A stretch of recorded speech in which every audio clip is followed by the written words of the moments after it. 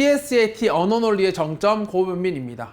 따라 있는 PSAT 언어논리 독해 훈련서 네 번째 시간에서는 여러분들과 함께 과학 분야의 지문을 읽어보도록 하겠습니다. 네 번째 과학 지문이고 2020학년도 대학 수학능력시험 9월 모의평가 9월 영역에 출제된 지문입니다. 함께 읽어보도록 하겠습니다. 스마트폰은 다양한 위치 측정 기술을 활용하여 여러 지형 환경에서 위치를 측정합니다. 이 문장을 통해서 다양한 위치 측정 기술에 대해 설명할 것임을 확인할 수 있습니다. 위치에는요, 절대 위치와 상대 위치가 있는데요. 절대 위치는 위도, 경도 등으로 표시된 위치니까 절대적인 위치. 상대 위치는요, 특정한 위치를 기준으로 한 위치니까 상대적인 위치인 거 충분히 이해됩니다. 괜찮네요. 두 번째 단락. 실외에서는 주로 스마트폰 단말기에 내장된 GPS나 IMU를 사용한답니다. 이 문장을 통해서 실외에서는 위치를 어떻게 측정하는지, 그 다음 보시면 실내에서는 어떻게 위치를 측정하는지를 확인할 수가 있네요. 실외는 크게 두 가지, GPS나 IMU를 활용한답니다. 분류했네요. 따라서 얘 둘의 차이점에 포커스를 맞추고 지문을 처리하시면 되겠습니다. 보시면 GPS는요, 위성으로부터 오는 신호를 이용하여 절대 위치를 측정하는데, 그럼 위도, 경도 확인하겠네요. GPS는요, 위치 오차가 시간에 따라 누적되지 않습니다. 바로바로 받으니까. 그러나 전파 지연 등으로 접속 초기에 짧은 시간 동안이지만 큰 오차가 발생하고요. 실내나 터널 등에서는 GPS 신호를 받기 어렵대요. 문제 있네요. IMU는요, 내장된 센서로요, 가속도와 속도를 측정하고 위치 변화를 계산하고요. 초기 위치를 기준으로 상대 위치. 그럼 얘는 절대 위치, 상대 위치 다르네요. 를 구한대요. 단기간 움직임에 대한 측정 성능이 뛰어나지만 센서가 측정한 값의 오차가 누적되기 때문에 시간이 지날수록 위치 오차가 커진대요. 그러니까 어떻게 한대요? 둘을 같이 쓴대요. 둘을 같이 쓰면 당연히 보완되겠네요. 충분히 납득 가능합니다. 다음. 실내에서는 어떻게 하냐면 블루투스 기반의 비콘을 활용한답니다. 비콘이 뭔데요? 실내에 고정 설치되어 비콘마다 정해진 식별 번호와 위치 정보가 포함된 신호를 주기적으로 보내는 기기래요. 비콘들은 동일한 세기의 신호를 사방으로 보내지만 비콘으로부터 멀어질수록 거리가 벽과 같은 장애물이 많을수록 신호의 세기가 약해진대요. 비례관계 되게 중요하네요. 어떻대요?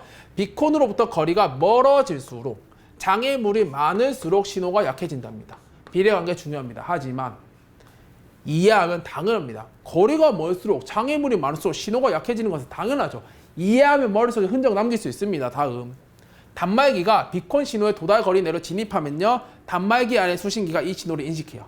이 신호를 이용하여 2차원 평면에서의 위치를 측정하는 방법으로는 다음과 같은 것들이 있대요. 실내에서는 뭘 활용하는데요? 비콘을 활용한대요.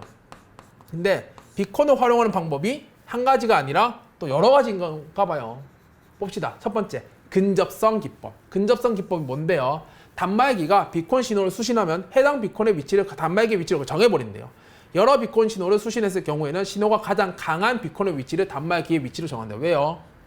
제일 가까울 테니까. 충분히 이해됩니다. 두 번째, 삼변 측량 기법은요, 3개 이상의 비콘으로부터 수신된 신호 세기를 측정하여 단말기와 비콘 사이의 거리로 환산한대. 신호 가지고 거리로 바꾼답니다. 각 비콘을 중심으로 이 거리를 반지름으로 하는 원에 그리고요, 그 교점을 단말기의 현재 위치로 정한대요. 하나로 안 모이면 공통으로 속한 영역의 중심점을 단말기의 위치로 측정하고요. 세 번째, 위치 지도 기법은요, 측정 공간을 자연근 구역들을 막 나누고요, 각 구역마다 기준점을 설정하고 그 주위에 비콘들을 설치한대요. 그리고 나서 비콘들이 송신하여 각 기준점에 도달하는 신호의 세기를 측정해요. 이 신호 세기와 비콘의 식별 번호, 기준점의 위치 좌표를 서버에 있는 데이터베이스의 위치 지도로 기록해 놓고요.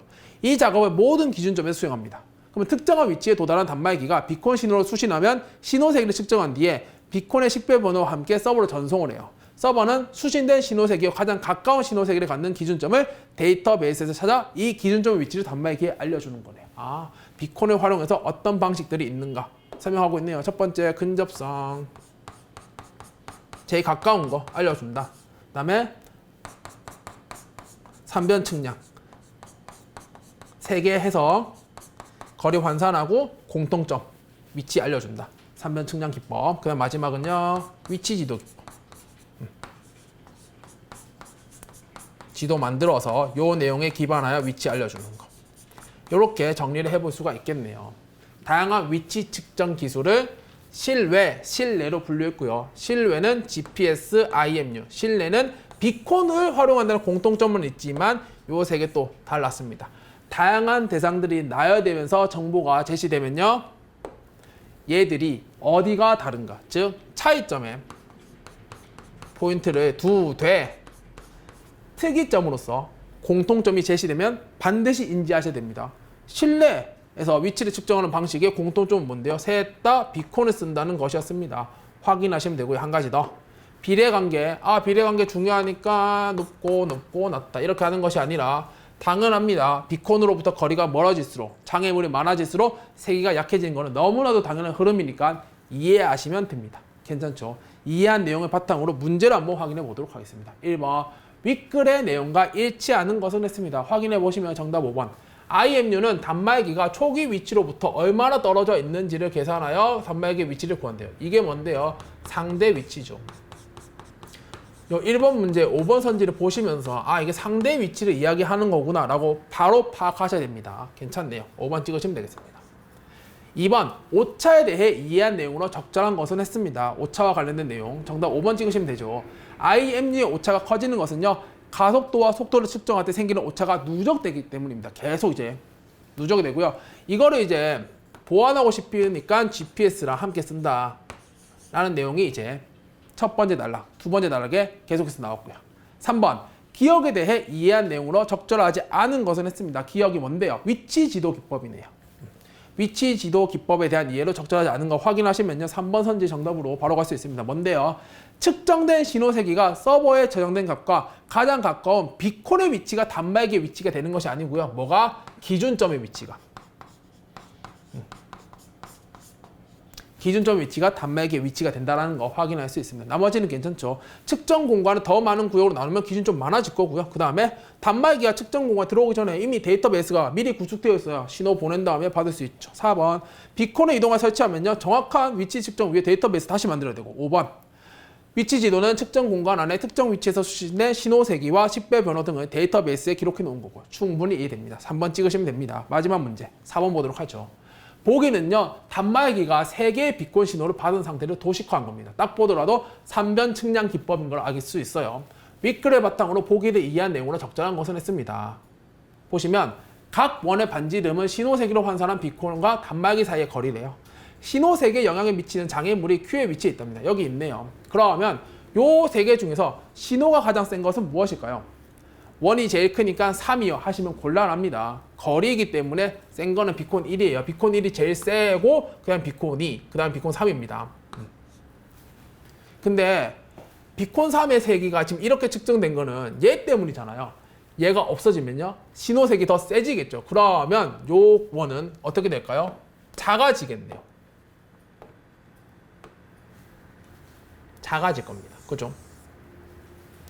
그래서 3번 실제 단말기의 위치는 3변 측량 기법으로 측정한 위치에 비해 비콘 3에 더 가까이 있을 수밖에 없습니다. 원이 작아지기 때문에 땡겨져요. 3번을 정답으로 찍으시면 되겠습니다. 괜찮을까요? 좋습니다. 여기까지 해서 여러분들과 함께 과학 분야의 지문을 읽어보았고요. 분야는 다르지만 전달하고자 하는 메시지는 동일합니다. 지문을 이해하고 머릿속에 흔적을 남기면 문제는 수월하게 풀린다는 것을 잊지 말아주시기를 간곡하게 부탁드립니다. 감사합니다.